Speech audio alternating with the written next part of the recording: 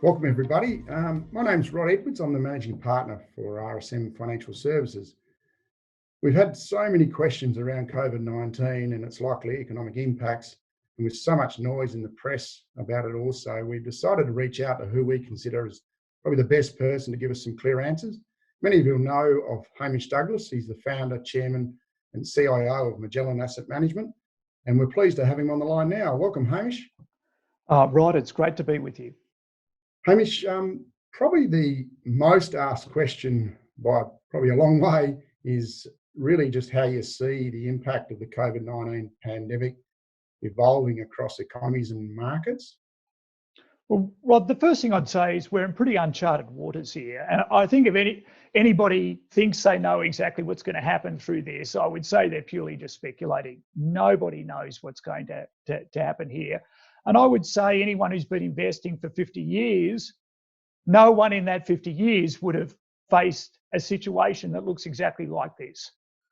So if people are trying to draw analogies between what happened in 2008 and 2009 or the tech crash or 1987, I'd say all those things are very different to what we're facing here. We still know relatively little about the virus. If you study what people are saying, the health experts, they don't know whether we're going to get a cure, hopefully a therapeutic, but they don't know. They don't know of a vaccine. SARS, we still don't have a vaccine to SARS. Let's hope we get a vaccine for this. We don't know if you've had the virus, whether you can get reinfected or not. So there's just so many unknowns here at the moment. And the response, the healthcare response we're having here, which is effectively shutting economies down, the scale of shutting economies down and losing 60 or 70% of your economic output for a period of time, and what will be the consequences of that when we try and reopen up our economies, we don't have a roadmap. This is far more severe than what happened in 2008 or 2009, and there's just a wide range of outcomes here.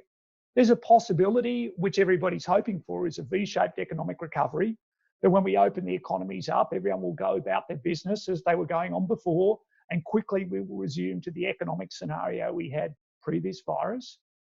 At the other end of the spectrum is a depression, where the loss in economic activity is so severe and the impact's going to be so severe that we could be a decade of a great downturn. And in between that, of course, there is recession scenarios. People talk about U-shaped recoveries and other letters of the alphabet that people debate. Well, what I would say to you here is, I think the policymakers have done enough.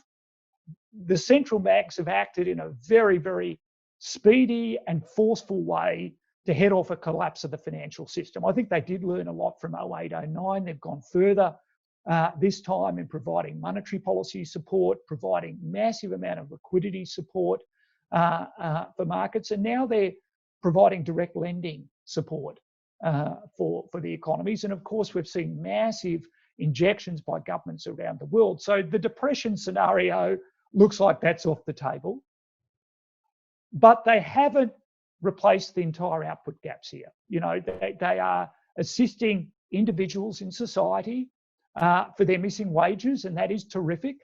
But there is still a huge amount of this contraction in GDP we're seeing that is going to be borne by business in the world, that isn't being compensated for by governments. Rents aren't being compensated by governments. That burden is being shared between tenants and landlords. That is a loss that they're going to have to take, and they're providing assistance for businesses to get access to credit markets during this downturn, but that means these businesses are borrowing more money. So they're going to come out with impaired balance sheets. So it is very unlikely we're going to get out of this with a huge big bounce back with no damage done in 6 months' time. We would say there's going to be a recession.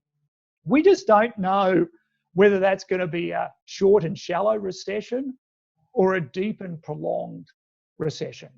And I would say we don't know, and nobody else knows at the moment. But what the markets are doing at the moment, I don't think should surprise people.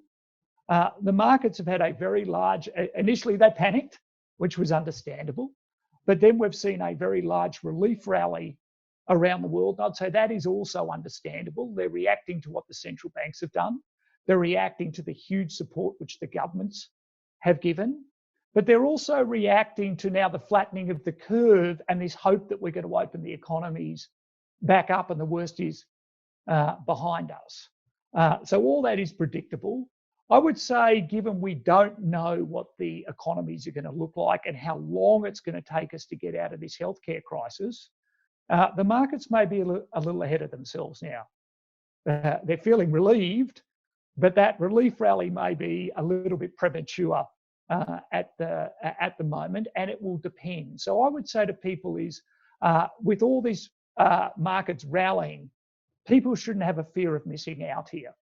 You know, they shouldn't get just joined because the markets have gone up. I think a little bit of caution. We need to see how this very unusual situation is going to play itself out. And as Warren Buffett has often reminded people, to finish first, you must first finish. There are scenarios where this could become very, very ugly, and there's scenarios where we could get out of this with relatively limited damage. And I would say to you very honestly, I do not know.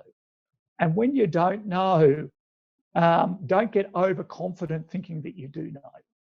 And Hamish, you spoke of the government policy responses being somewhat sufficient. They've been quite varied. So are some governments, in your mind, doing it better than others around the globe? Yeah, it's a question of whether they're being sufficient. And I think it does vary by country, right? I think you're absolutely right. If you went to emerging markets, we are deeply concerned around emerging markets. First of all, the healthcare response is much harder. They don't have healthcare systems. It's very easy for their systems to become overwhelmed. And of course, their central banks and their governments do not have the firepower to deal with the economic downturn. So there are scenarios where it could become very, very nasty economically. And from a human perspective, from a healthcare perspective, it could be very, very nasty in emerging markets. The hope is that either we get to a vaccine quite quickly or their climates are more conducive for the virus spreading more slowly. So let's hope that it doesn't get as bad in those markets. But if we go to countries like Australia and the UK and the United States, the central banks have acted very, very powerfully.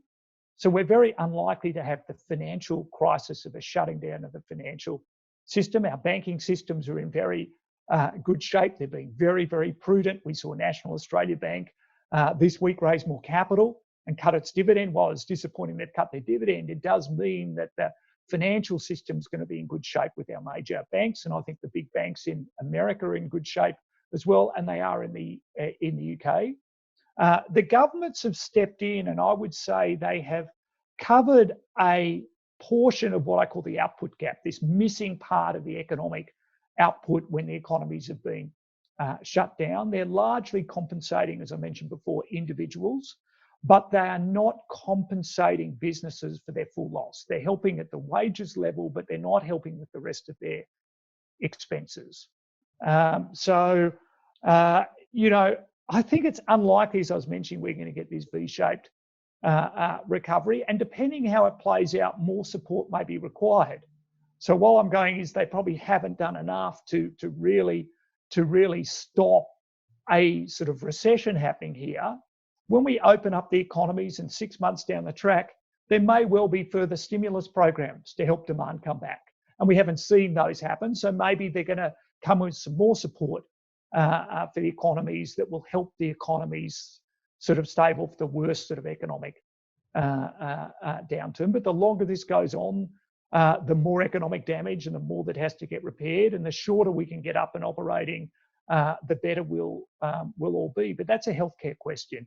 At the end of the day, it's all good to hope that we can get these up and operating, but we don't know when we get people moving around again whether the virus is going to start spreading again. And that happened in Singapore. We've been really pleased to see that your flagship, the Global Fund, the Magellan Global Fund, weathered the market storm really well to date. In fact, I think it's still positive on 3%, depending on the day you look at it. versus a negative of about 5% in the market itself, or the index. I guess the question is, what's your strongest risk management tool that you've had in your toolkit to achieve this extraordinary result?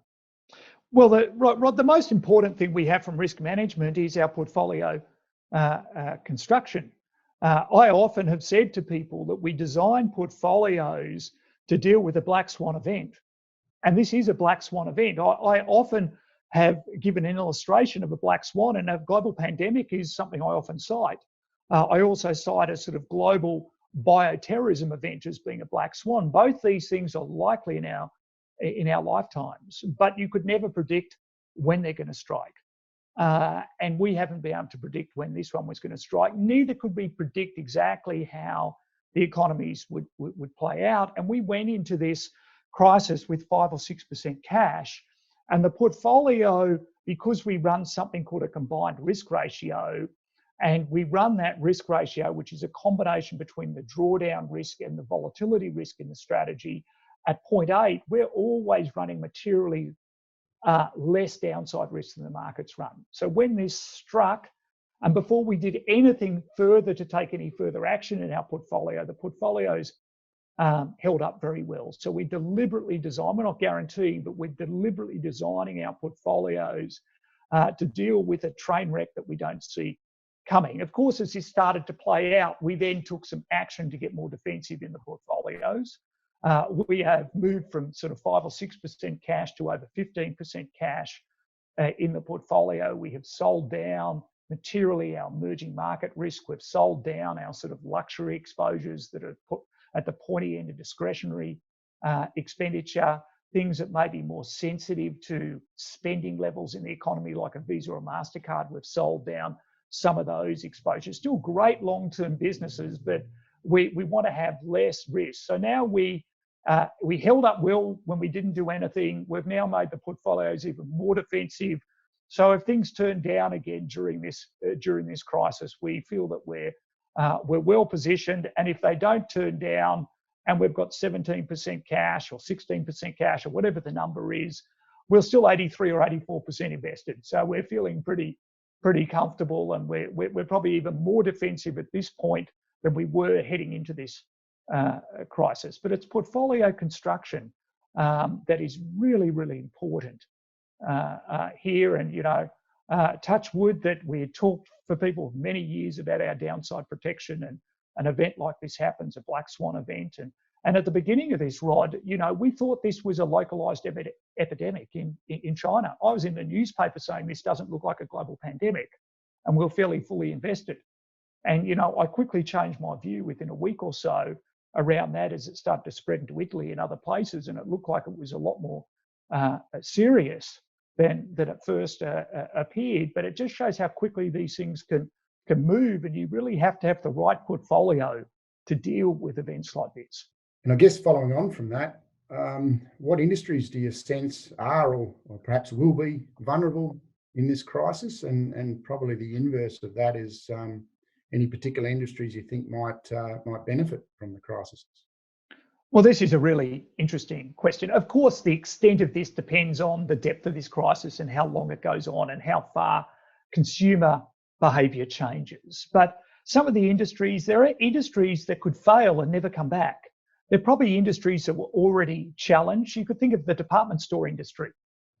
They were getting challenged from online retailing. It could be that there is such a shift into online behaviour that it accelerates the demise of them and maybe some other bricks and mortar retailers. They may never come back if the accelerant here of moving to new business models is the final death nail on some of those business models. Whether that happens or not will depend how deep this downturn is. You could think of the traditional media industry. They were already facing difficulty with the shift to digital media. It could be a number of these newspapers and television networks actually go out of business. That this is the final straw, that if we have a recession and their advertising revenues disappear and their viewers were shifting anyway, we've seen a massive shift to online streaming entertainment. So it's accelerating behavioural changes. There are other industries that I would tell you won't fail, but they could take a very long time to recover. You could think of businesses probably in the travel-related industries. You think of cruise liners. You know, how many people over 70 are going to get on floating Petri dishes in the next 5 years? Mm. And thinking, even if there isn't I could get stuck on one of these things for a month floating around trying to get left off. These things, those images we've had on the news, how long lasting and profound will they be? I would say they will survive, but they could go through a very dark and very, very long winter. And of course, these businesses, to get cash flow positive, they need like 80% occupancy. So, you know, if they get to 30% occupancy, they just can't operate. So, you know, that is an industry. You could think of oil and gas companies. We could be in a period with reduced demand in the world where the oil price stays low for a very extended period of time. And therefore, higher cost producers like the American shale industry or the tar sands industry in Canada could literally get wiped out.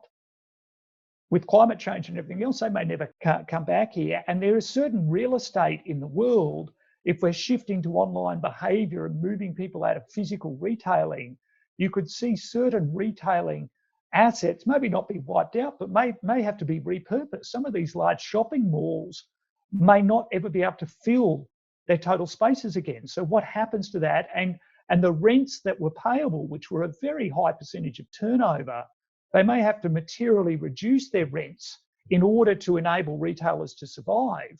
So the value of those assets could be permanently impaired. And you asked a very interesting question: who will benefit? Well, just as the accelerants are killing some industry, the accelerants are benefiting other industries. You could think of online retail. You could think of what's happening to Amazon or Alibaba at the moment. Huge additional adoption of their services is occurring, and that could be permanent. We could think of the entertainment industry, the move of the streaming services in gaming and watching video online like Netflix. They're getting many, many more subscribers to their business models. You could think of what we're doing. We're sitting on a Zoom teleconference at the moment. We're using Microsoft Teams at our work. This is changing behavior of people of being able. We didn't even know what Zoom was before we started. We had Microsoft Teams in the office. We never used it. I now use it probably 5 times a day. And I think it's changing our behavior. And another one I would say is hygiene products. I don't think people's use of toilet paper is going to fundamentally change during this, even though they thought it was going to fundamentally change. But I really don't see the use case being fundamentally different for toilet paper.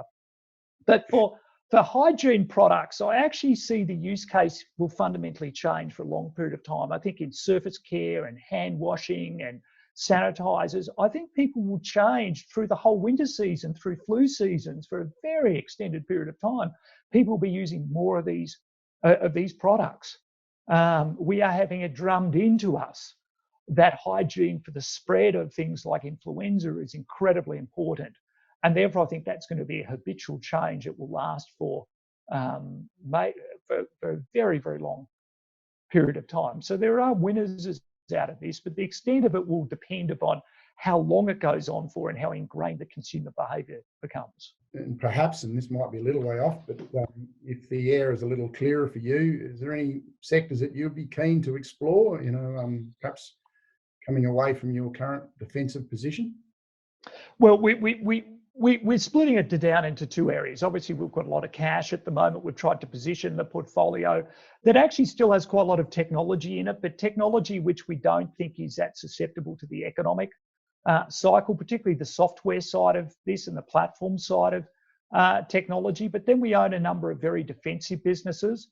We own the largest hygiene business in the world, Reckitt Benckiser, which we've been adding to the position. We still really like the quick service restaurants. They've been a very tough period because people haven't been going out, they've been shut down in their homes. But we think when people move around, they're going to go back to McDonald's. And actually they trade down during an economic downturn. And Starbucks we're still very confident of. But, you know, there are businesses that are more economically dependent that we like a lot.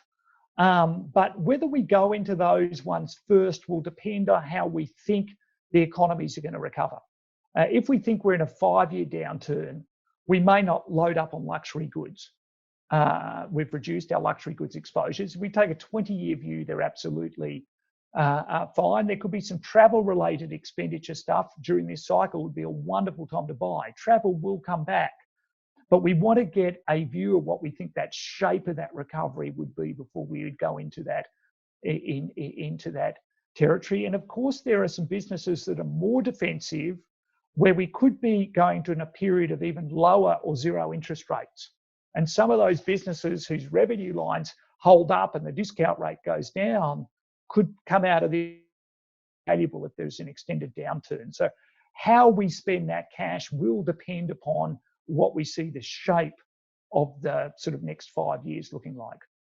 Probably the next one is, I hate to use the word unprecedented because it's a bit overused at the moment, but we have seen unprecedented levels of monetary policy easing and obviously fiscal spending around the globe in different variants in different countries. But one thing that worries us a little bit perhaps is the potential impacts, on something like inflation down the track with all this input into the economy. Could that result in some inflationary pressure? Well, first of all, I'd say, Rod, is what we're seeing by the central banks and the major governments in the world is a necessary evil here. Without the actions that have been taken, we faced a very real risk of a depression. So, I don't think they've had a lot of choice here, but of course there are second order consequences of doing things like they're doing at the moment. I would say not doing it has far more serious consequences. What are some of the implications of what the central banks and governments are doing? I think first of all is they're reducing moral hazard in the marketplace. Businesses that should have failed and the losses should have gone onto the credit and debt providers, they're being protected. And in a normal economic downturn, capitalism should have reallocated those resources, and we may well go through a period where those resources don't get efficiently reallocated because the government's sitting there and the central banks are sitting there and kicking the can down the road for some failing business enterprises. I think that's collateral damage for doing the right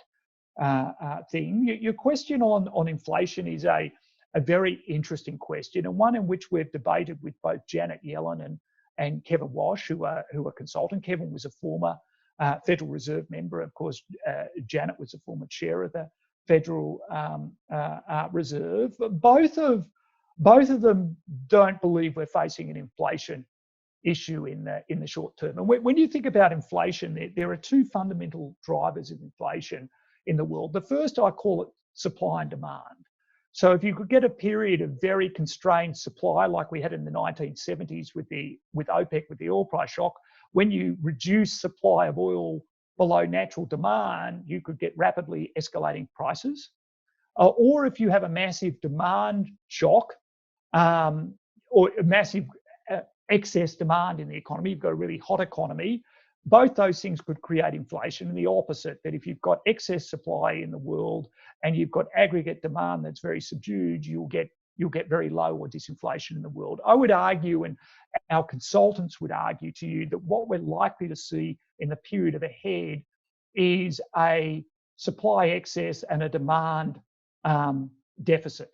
And that means we're probably going to get low inflation for the next period ahead. The other side of inflation that can get caused, and you're right, is by the printing of money.